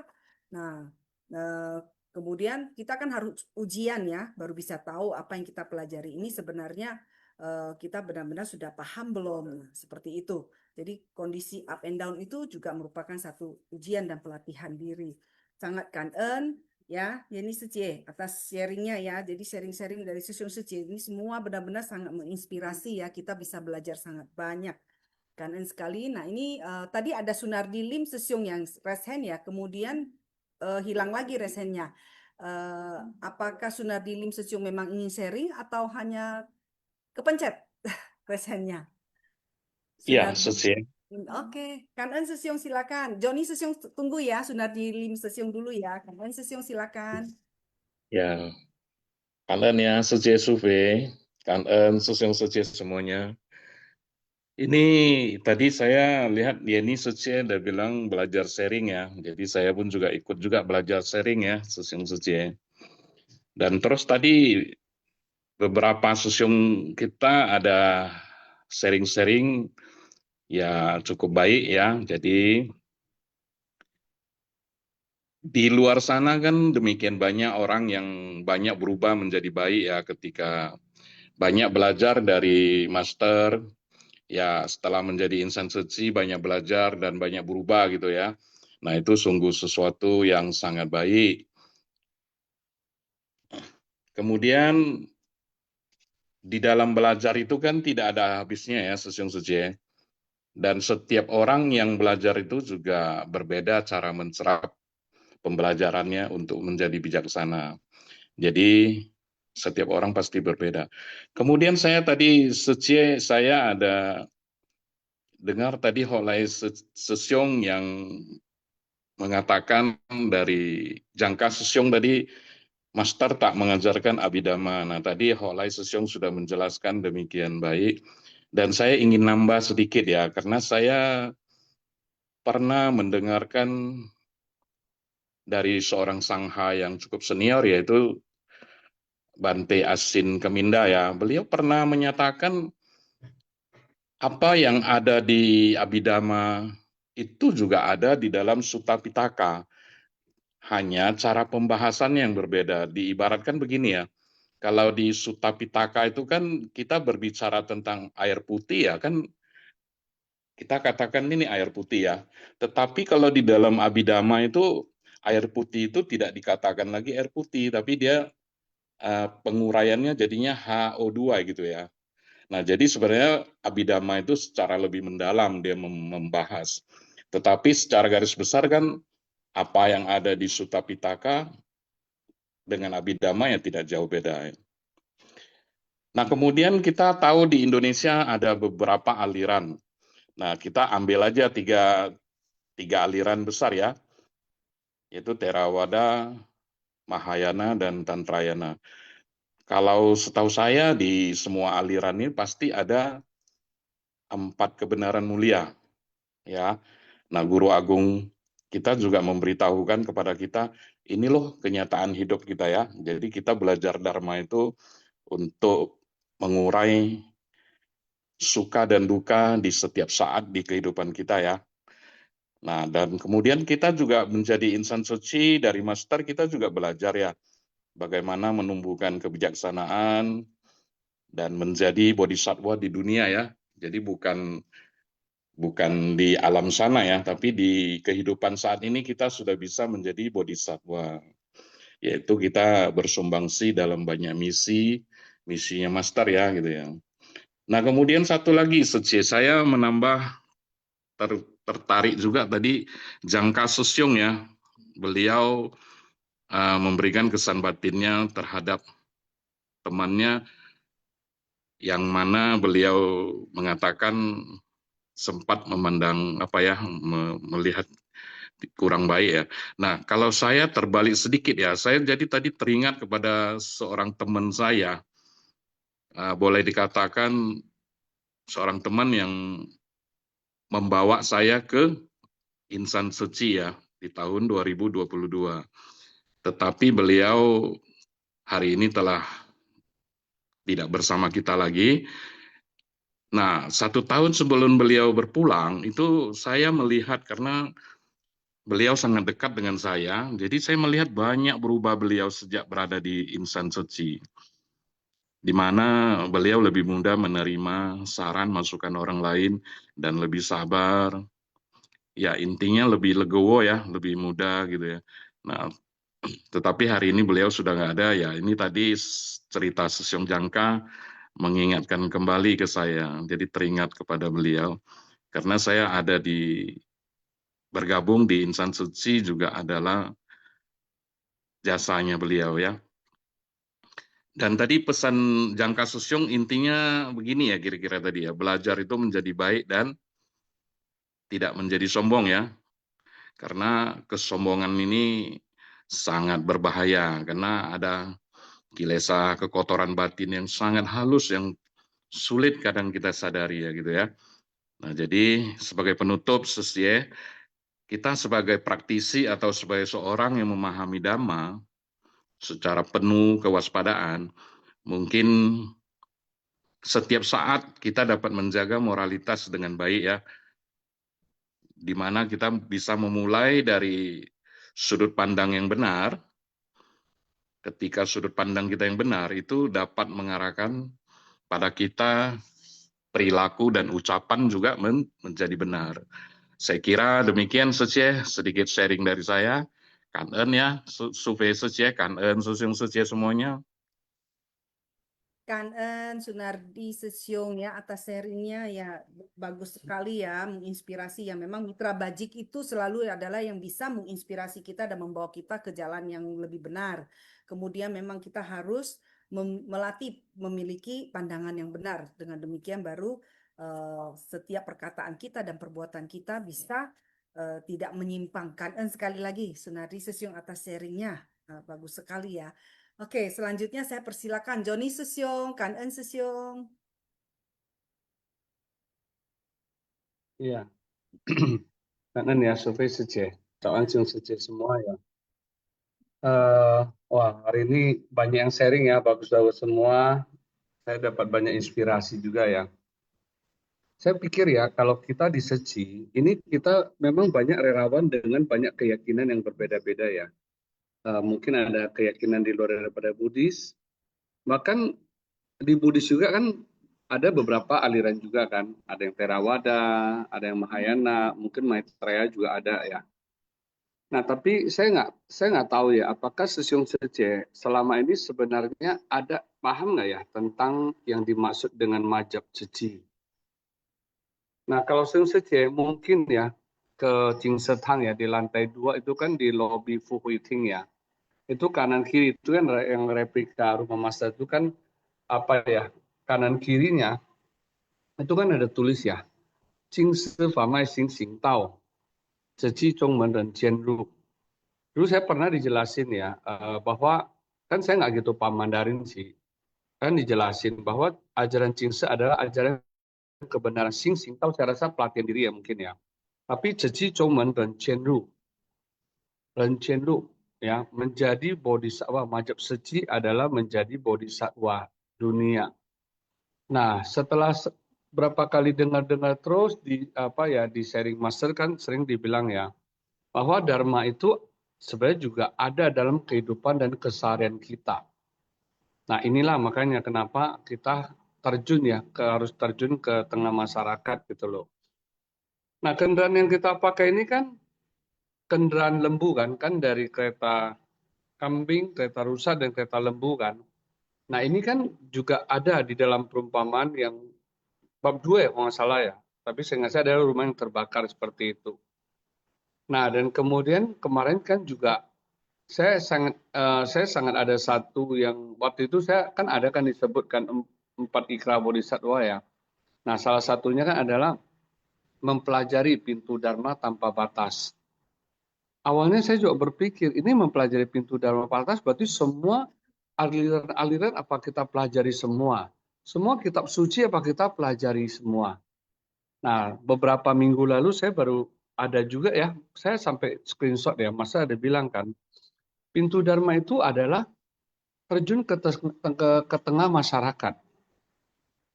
Jadi waktu itu saya tanya ke Henry Chow kan, Siung, maksudnya apa ya kata masyarakat ini? Nah, Siung Henry Chow jelasin, karena di masyarakat itu kan banyak manusia dengan karakter dan sifat-sifat berbeda. Nah, itulah pintu Dharma bagaimana kita belajar. Nah, kita tahulah ya ada Sance, Paurung dan sebagainya seperti itu. Ya, memang tidak jadi artinya gini ya. Jadi dengan pintu Dharma tanpa batas ini, nah kita harus terjun ke tengah masyarakat yang seperti selama ini kita udah jalankan. Ya, menolong semua makhluk tanpa batas. Ya. Nah, kemudian tidak semua ya aliran itu aliran yang di Buddhis kan memakai ini ya Sutra Lotus sebagai ajarannya. Ya, walaupun Mahayana sendiri ya. Nah, tapi yang saya udah pernah dengar, kalau Buddha Jepang ya, Buddha Jepang kan ada memakai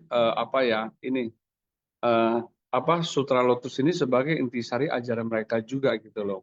Nah, tapi kalau kita di Seci, selain memakai Sutra Lotus ini sebagai ajaran kita, kita juga kan praktek ya dengan misi-misi yang sudah dijalankan kan selama ini gitu loh.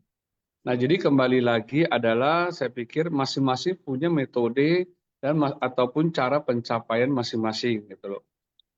Oh ya, tentu tentang sharing ya. Tadi yang dibilang yang tentang sharing yang kehidupan yang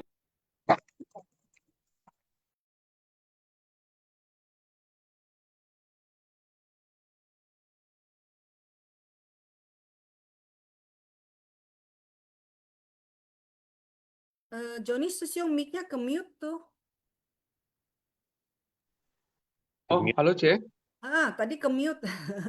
Oh, sampai di mana ya? Waduh. Cuma sedikit aja sih tadi itu. Susyong teringat tentang apa tadi? Oh, ini yang barusan ya. Oh Iya, ya barusan. itu yang tahun 2011 ya. Ya. Ya, itu kan di Seci itu kan ada tema Tacan Hui kan. Itu kan pertobatan besar kan. Nah, di situ itu dikatakan pertobatan besar itu bukan hanya di dalam hati ya, tapi harus disampaikan di depan banyak orang. Nanti mungkin Sesiong Holei coba bisa tambahin kalau apa. Karena Sesiong Holei waktu itu juga ada sharing tentang kisah kelamnya. Ya, dan juga ada beberapa Sesiong Sece dan termasuk saya juga ya. Jadi saya pikir sharing ini bukanlah untuk agar orang meniru perbuatan kita, tapi adalah sebagai peringatan juga kepada mereka bahwa jangan lakukan seperti yang telah kita lakukan. Dan saya perhatikan juga ya, Master itu sangat suka ya mengambil kisah-kisah di dalam ceramahnya ya, kisah-kisah di mana orang yang tadinya gelap akhirnya menjadi terang. Coba perhatikan deh, banyak kisah-kisah gimana misalnya relawan daur ulang yang dulu adalah pemabuk dan sebagainya, akhirnya dia berubah. Ya mungkin yang narkoba dia berubah seperti itu. Itu aja Ceh, kanan ya.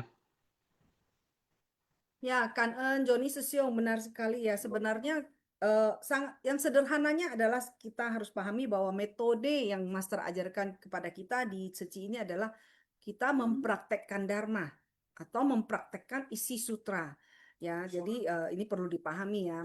Jadi memang berbeda setiap aliran, setiap keyakinan itu, setiap agama itu memiliki cara prakteknya ya atau cara pembelajarannya masing-masing ya. Jadi tapi yang perlu kita ketahui bahwa di Seci kita adalah mempraktekkan Dharma atau sutra dan kita juga paham bahwa Dharma hanya akan memberi manfaat bagi diri kita kalau ada kita praktekkan atau kita gunakan dalam kehidupan sehari-hari seperti itu. Kangen ya, Joni Susyong benar ya Susyong ya. Dari tadi semua sharing itu bagus-bagus dan saya belajar banyak. Terus terang saya sangat mendapatkan banyak sekali inspirasi-inspirasi ya, sangat kangen. Baik, karena waktu, jadi kita masuk ke kuis dulu ya, Susyong Sece ya. Silakan host tampilkan kuis. Silakan Susyong Sece semua bersiap-siap di chat room ya. Ya, putar ya. Oke. Nah, cara menjawab kuis ya seperti biasa ya, sesiung suci. Contohnya adalah 1D, 2A. Oke, kita mulai dengan kuis dari kisah yang pertama, yaitu wanita yang mendalami Dharma. Pertanyaan pertama, noda batin bagaikan sebuah apa? A. Pohon, B. Air, C. Cermin, D. Jala, E. Simpul.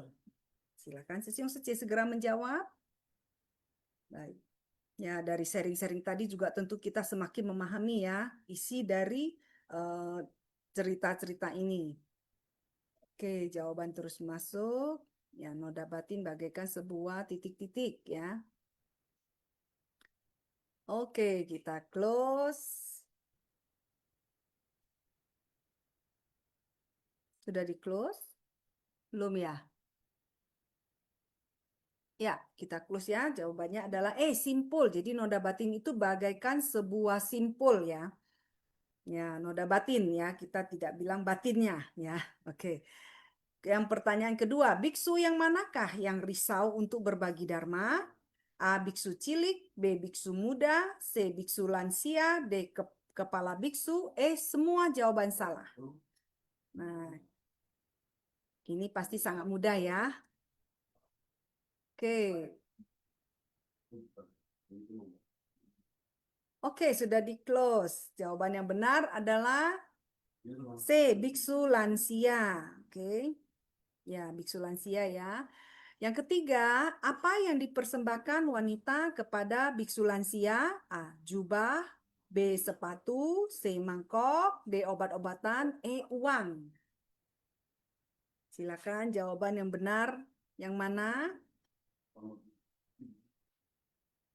Oke, ini jawaban banyak masuk nih. Oke, sudah di close. Jawaban yang benar adalah persembahan jubah ya. Setelah mendengarkan kata-kata dari biksu lansia tersebut dan timbul sukacita dalam dharma, wanita tersebut mempersembahkan sebuah jubah ya kepada biksu lansia. Baik, untuk cerita kedua, pria miskin membakar pakaian. Nah, pertanyaan berikutnya nomor 4. Kuis nomor 4. Apa yang dibeli oleh pria miskin? A. Seplastik daging, B. Sebotol air minum, C. Semangkuk nasi, D. Sepotong kain, E. Sebungkus sayur. Nah, oke, silakan sesiung C segera menjawab. Nah, sudah di close. Jawaban yang benar adalah D. Sepotong kain. Ya, jadi setelah bekerja keras baru bisa membeli sepotong kain yang sederhana ya. Pertanyaan kelima, siapa yang duduk di sebelah pria miskin? A. Saudagar kaya, B. Pria tua, C. Pengantin, D. Pamannya, E. Ayahnya. Silakan, sesiung C segera menjawab. Kita masih di pertanyaan nomor 5. Oke.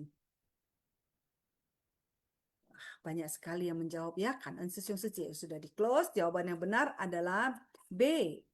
Ya, pria tua. Oke, nextnya. Nah, seorang pria tua duduk di sampingnya. Pertanyaan nomor 6. Cerita ini mengajarkan kita untuk titik-titik. A. Meningkatkan kewaspadaan agar pikiran kita tidak menyimpang. B. Mengejar kekayaan duniawi. C. Menghindari semua masalah kehidupan.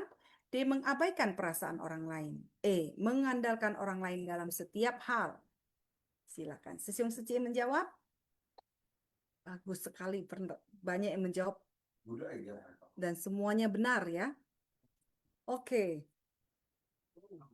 Kita close. Jawaban yang benar adalah A. Meningkatkan kewaspadaan agar pikiran kita tidak menyimpang ya. Karena sesiung suci kenikmatan duniawi itu sangat menggoda. Nah, oleh karena itu kita harus selalu waspada. Oke, Kanen kepada tim kuis ya yang setia menyediakan kuis untuk kita. Kanen sekali lagi juga Kanen Ong Chiwe Sesiong host kita ya untuk kuis. Baik, sambil menunggu pengumuman pemenang, saya persilakan apakah ada sesiung suci lagi nih yang mau berbagi ya, berbagi dengan kita, sharing pengalaman ataupun kesan batin dari 2 kisah hari ini ya. Silakan kalau masih ada ya. Oke, pengumumannya sudah keluar. Untuk kuis nomor 1, Tan Mui Guat Secie dari Jambi. Yang kedua, Meling Secie dari Tebing Tinggi. Yang ketiga, Herbert Leonardi Sesiong dari Medan. Kemudian untuk kisah kedua, pertanyaan keempat, Riana Wartono Secie dari Bandung. Kelima, Teti Secie dari Medan. Keenam, Fatima Secie dari Tebing Tinggi. Wah, hari ini masih juga dari luar kota semua. Jabodetabek sepertinya lagi pada sibuk ini ya. Oke, silakan Tan Mui Guat Secie dari Jambi. Apakah ingin berbagi sedikit dengan kita mungkin?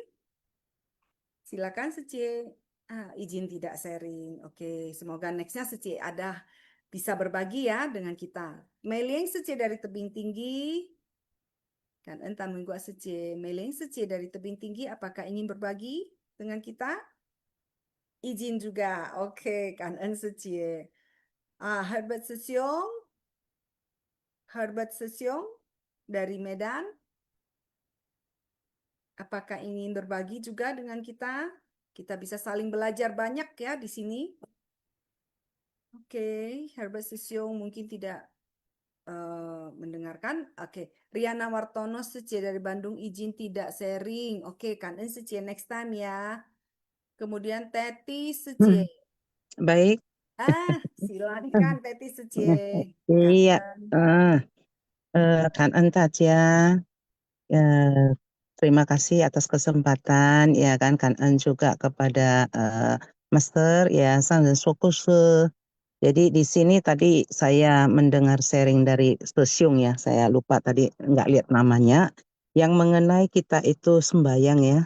Karena kita umumnya ini kan banyak sekali yang masih menjalankan tradisi. Ya, sembahyang yang bersifat tradisi seperti kita itu sering ya, bukan sering lagi, setiap tahun itu kita lakukan ya, terutama di hari besar Cengbeng ya kita katakan itu kita banyak membakar ya, membakar kotak-kotak ya kan, apalagi dengan orang yang bisnisnya itu yang sangat pintar membuat peralatan-peralatan yang kadang-kadang kita lihat aja lucu ya. Tapi mau kita bilangkan itu ada, tidak ada. Mau bilang tidak ada, tapi ada kan begitu. Jadi kita lihat itu ada dibikinlah paspor, ya kan. Uang yang Renminbi ya, uang China. Sampai kemarin itu saya lihat itu euro lagi. Ya euro. Cuman kan waktu kita mau membakar itu kan, lah ini nomor seri daripada duitnya itu semua sama nomornya.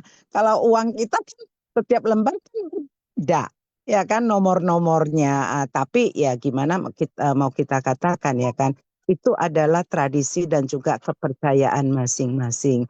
Memang kalau kita yang sudah mengikut seperti yang tadi katanya ya kan Sanggen juga mengatakan kita itu membakar itu ya kalau bisa kan kita kurangilah secara bertahap lah, karena kalau kita bilang kamu mau diputuskan seketika, apalagi kita di dalam keluarga, kita merupakan anak yang paling kecil, kita itu mau melawan kepada yang di atas-atas itu sepertinya agak sulit. Ya, cuman kita itu bisa mengurangi, misalnya tahun ini kita beli kimchua itu biasanya itu 10 ki ya, katanya kan 10 ki itu kalau ukuran kimchua bukan pakai lembar ya kan. Jadi 10 ki itu ya kan satu ikat itu ada 10 bungkus lah atau 10 karetan gitu. Ya mungkin kita kurangi ya kan, pelan-pelan kita kurangi sampai suatu saat mungkin bisa kita tidak melakukan itu. Namun kalau kita itu dalam keluarga besar, kadang kita melihat saudara-saudara itu semua membakar, kalau kita tidak sama sekali, itu perasaan kita kadang-kadang memang sangat-sangat sulit ya. Nanti bisa aja ada yang mencap, wah ini anak durhaka nih, sama bapaknya nggak pernah dibelikan baju misalnya, kan itu bajunya kan cantik-cantik itu sekarang karena orang-orang yang membuat bahan-bahan untuk sembahyang itu memang udah semakin canggih. Jadi mungkin saya pikir itu adalah yang membakar itu dia punya kepuasan pribadi sendiri ya kan. Ada juga ya kalau kita bilang kan buat pamer sih ya, saya juga kurang paham ya apakah memang tujuan dia itu mau menunjukkan saya lo yang paling berbakti, ini 10 kotak saya bakar kan gitu ya kan. Jadi itu semua ya terpulang kalau memang bisa ya kan kita kurangi, karena itu kan juga membakar duit ya secara tidak langsung, karena itu kan kita beli juga sih. Kalau makanan yang kita persembahkan ya dengan kata lain itu habis persembahan bisa lagi lah dimakan ya kan. Kalau kita nggak makan buah-buahnya mungkin bisa kita kasihkan kepada yang lain kan gitu. Namun kertas yang dibakar itu ya memang selesai kan gitu. Tapi ya mungkin itu adalah kepuasan tersendiri, dan juga itu adalah yang namanya tradisi, mungkin agak sulit untuk dihapus, tapi perlahan-lahan ya kan kita mulai dari diri kita pribadi. Mungkin itu saja yang bisa saya sharing. Kan entat ya. Ya, Kangen Teti Secie, ya memang tidak mudah ya kalau kita mau merubah satu tradisi yang sudah berlangsung sekian lama. Nah, tapi yang paling penting kita sendiri sudah paham dulu bahwa tradisi yang ini sebenarnya tidak memberi manfaat ya. Kemudian barulah kalau ada kesempatan kita bisa berbagi pemahaman kita kepada anggota keluarga kita dengan harapan bahwa mungkin kelak ya tradisi yang tidak membawa manfaat ini bisa kita rubah jadi melakukan hal yang lebih memberi manfaat baik bagi kalau urusan cengbeng ya bagi almarhum kita. Oke, seperti itu kan Teti Seci atas sharingnya ya. Ya memang itu dilema ya, masih dilema ya di dalam Ya. kehidupan sehari-hari. Ya. Oke, Cayo Teti Seci ya, Cayo. Ya, kan en. Dan Seci. Oke, ini Herbert Susyong izin tidak sharing. Oke, baik, saya sangat kangen ya Susyong Seci semuanya sudah ikut ya semangat berpartisipasi di dalam kuis ini dan yang juga sudah sharing. Oke, ada Puspa Secie yang raise hand. Silakan Puspa Secie, kangen Secie. 阿弥陀佛，师兄师姐们，semuanya早上好ya. 感恩上人，感恩师兄师姐们. Mungkin nama Sri Teti bilang tadi ya, sebenarnya kadang-kadang kita kembali lagi dana yang kita beli untuk kertas bakar, sebenarnya kalau kita bisa berikan kepada yang mereka membutuhkan, itu ada sesuatu yang berbeda ya. Karena kenapa? Pusman merasakan kalau kita memberikan kepada mereka yang membutuhkan itu, mereka akan mengucapkan kata-kata yang maksudnya itu benar-benar dari ketulusan mereka ya. Dia mendoakan kita juga ya. Itu mungkin yang didapat ya. Puspa merasakan kita bagaimana berbagi dari kita punya seperti biasanya cengmeng atau kita biasanya ciepan gitu ya. Berbagi kepada mereka itu juga kita pelimpahan jasa kepada keluarga kita, leluhur kita ya. Mungkin dari doa-doa mereka, leluhur kita juga akan mendapatkannya ya. Biasanya kita bilang dengan ketulusan itu adalah satu berkah untuk kita punya leluhur juga, agar mereka juga terlahir di alam yang lebih baik. Mungkin mereka juga akan kembali lagi terlahir sebagai manusia. Jadi memang kadang-kadang kita bilang ini juga tidak mudah. Memang dari kita-kita yang masing-masing sudah memahami Buddha Dharma, baru kita bisa mulai dari diri kita sendiri ya. Karena dulu kita, Puspa juga suka bakar-bakar begitu ya, begitu masuk ke Seci, mendengar dari cerita Master seperti yang tadi Susyong Mulia dibilang, itu langsung saya bilang, Mas Susyong udah nggak usah bakar-bakar. Ternyata kondisi ini dana yang kita mau beli untuk kertas bakar lebih baik kita berbagi kepada mereka yang membutuhkan, karena mereka juga untuk makan itu sangat penting ya. Kalau kita bakar-bakar sebenarnya kita juga membuat kita punya kondisi alam lebih sakit lagi ya. Tapi dengan kita berbagi kita juga membuat mereka yang memang kondisinya tidak mampu untuk makan, mereka bisa membeli makanan, atau kita berbagi makanan, mereka juga sangat bahagia ya. Inilah kebahagiaan mereka juga adalah kebahagiaan kita. Mungkin ini yang Puspa dapatkan ya. Suci suwe kangen Susyong Suci men amitofo kangen. Ya, kangen Puspa Secie benar ya. Jadi semoga ya, semoga kita semua juga bisa bagaimana melakukan hal-hal yang lebih bermanfaat ya. Kangen sekali lagi. Mbak, ini Sidik Jaya Susyong di chatroom ada berbagi ya. Cengbeng itu tujuan awalnya buat kegiatan bersih-bersih makam setahun sekali. Namun budaya tiru meniru dan kepercayaan mulut ke mulut itulah justru melahirkan budaya bakar-bakar kertas. Iya, oke. Ya nanti semoga kita semua berharap lah ya. Setelah kita sendiri juga paham ya. Sebenarnya yang benar itu bagaimana, yang baik itu bagaimana. Nah, kita berharap kita juga bisa menginspirasi ya, terus memberikan pemahaman kepada keluarga dan lingkungan kita untuk mereka juga mau merubahnya seperti itu. Jadi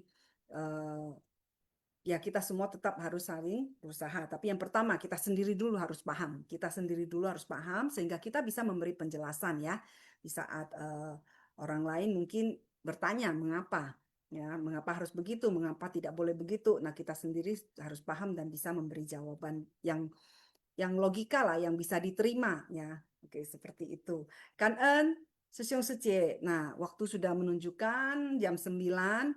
Jadi kita harus sudahi dulu karena tentu Sesiong Secie lainnya juga harus segera beraktivitas ya. Nah, pagi ini benar-benar sangat penuh berkah ya.